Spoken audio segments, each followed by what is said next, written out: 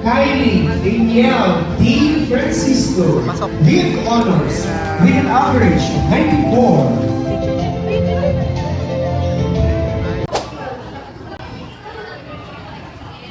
Magandang araw po sa inyo lahat mga amigo. Nandito po tayo sa Western University Philippines at mayroong gaganapin ditong event. Ayan. Ayan. So, diba, napakasosyal ng kanilang recognition day. Gaganapin po mga amigo dito sa may auditorium na naka-aircon. So, time po namin, doon lang po kami sa mga gilid-gilid. Saan? Ha? Ay, saan? Uy, na, hindi ka na. Umupo ka na.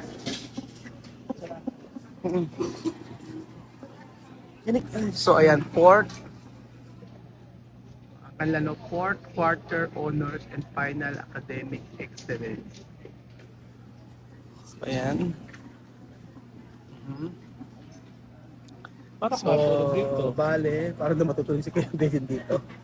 Dito po ngayon ay fourth quarter honors and final academics. So lahat ng to kayo dito.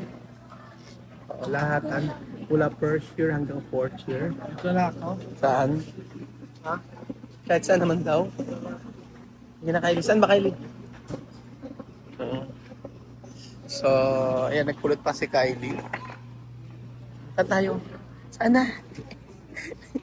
Hindi mo ba alam kung saan tayo? Of the fourth quarter honor students, palakpakan po natin ang bawat isa. Wow! So for today, we are gathered here to honor the hard work, dedication, and academic excellence of our students who have demonstrated outstanding performance during the fourth quarter, and also for the students who shall be recognized as the final academic excellence awardees for this school year 2025-2026. Your achievements are truly commendable, and we are proud to celebrate this achievement with you. And to formally begin our program, may I call on the advisor from the grade 7 level, Mrs. Susan Cabillo, to lead us in the opening prayer.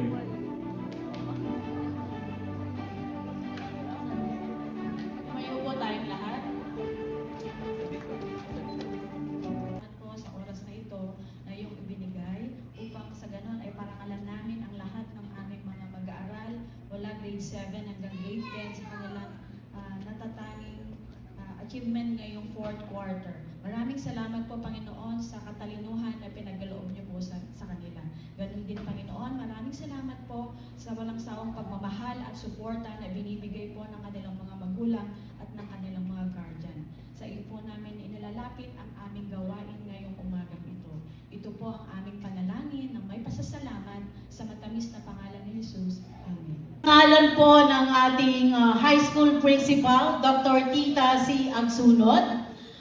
Pinapaabot po niya ang kanyang pagbati sa lahat, lalong-lalo na sa ating mga minamahal na magulang.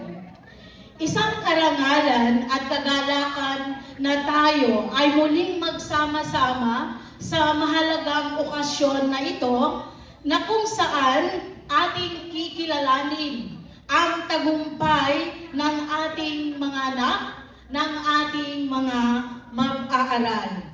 So ang araw na ito ay hindi lamang isang simpleng araw, kundi ito ay isang araw na kung saan i-announce ang pangalan ng mga mag-aaral at ito ay nararapat na ating ipagdiwang sa ang kanilang pagsusumikap sa kanilang pag-aaral, ang kanilang dedikasyon at determinasyon ay mawi-witness natin sa araw na ito.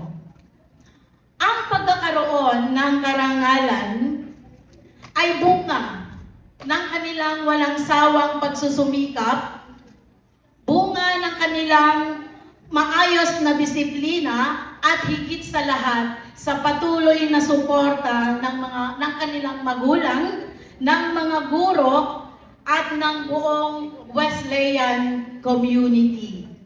Sa likod ng bawat tagumpay ay ang mga gabay na patuloy na nagbibigay ng inspirasyon at lakas sa ating mga minamahal na anak at sa ating mga mag-aaral.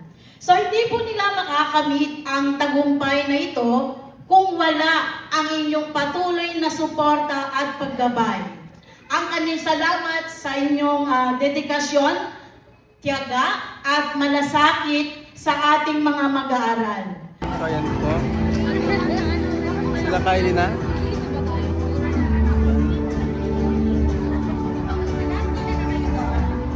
Sila Kylie na raw po. Sige na, diretso.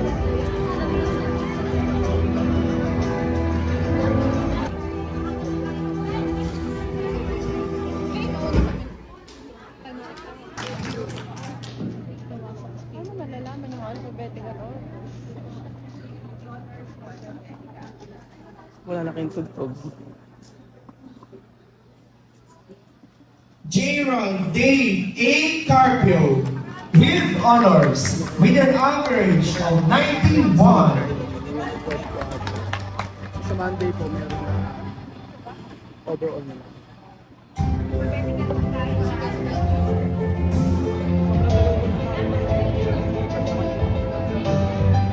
Mateo Harris H. De La Vega with honors with an average of 93.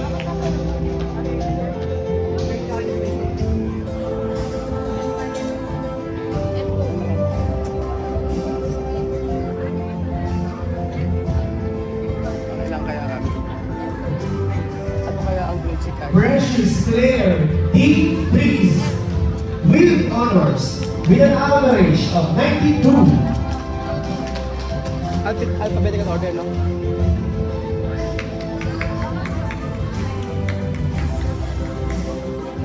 Kylie Danielle D. Francisco with honors with an average of 94.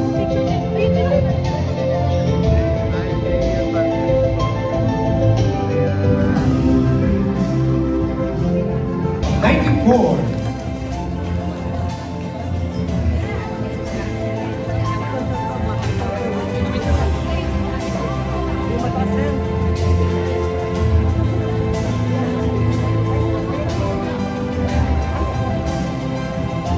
Fort Lance Sidney Guevara with honors with an average of 91. Hindi ko kaya mapapigil. Pabit na kaya ako.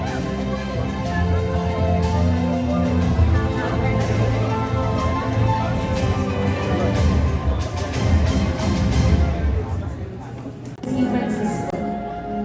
Lord Yusri S. Bulaca. Macy Bella M. Santos. Vanna Gabriel R. Santos. Caitlin Rose V. Cristal. Risa Irene Bertus. Our Bible reading, Angel Elijah Sebastian. Ryuki M. Heronimo. Tyrion Christoph R. Salmos. Amelia Faith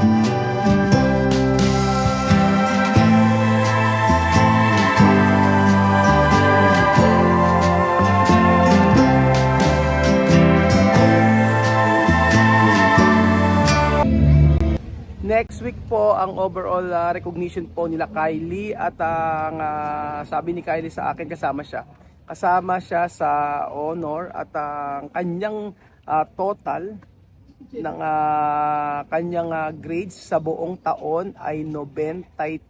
So pasok po siya mga amigo. At si Chuche naman po ay meron din po siyang award sa kanyang graduation. So yun po mga amigo. So itong pag-aaral sa kanila dito sa may Wesleyan University Philippines na talaga ng mga nag-aaral ng mabuti. So ito ay gandang regalo para sa ating mga magulang na sila ay ganito siya nakapagtapos. Si Kylie ay nagkaroon ng magandang grade sa loob ng isang taon. Lahat ng paghihirap ng mga bata ay nasulit po. So thank you so much po mga amigo at dapat po tayo mga magulang ay maging proud sa ating mga anak. Siyempre kapag sila ay nakakapanik ng stage at nag-aaral ng mabuti, dahil tandaan po natin mga amigo na napaka-importante ng pag-aaral. Mag-aral pong mabuti mga anak. Salamat po mga amigo at God bless po.